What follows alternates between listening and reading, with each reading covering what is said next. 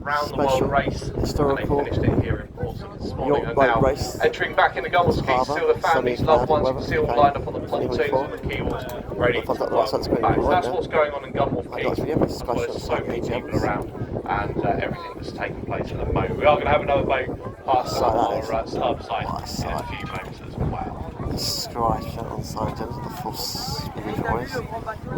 That's what the news for the minute. It's sunny and cloudy, so beautiful.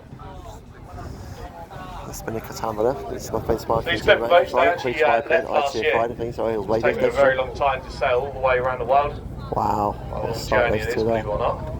Wow. But nonetheless, they are finally back here in Portsmouth. This will be the first time they step ashore in quite a few months. This is my friend Sparky and Jim, every Friday 3 to 5pm, ITF 5 Surrey Hills Waiting. This is my friend Shane Live in the Loop, every Friday 10 to 12pm, Surrey Hills Waiting Show. And this is my friend John the Last Show every Sunday at 9 am 12pm. There we go, so as we go past Gulf Quay.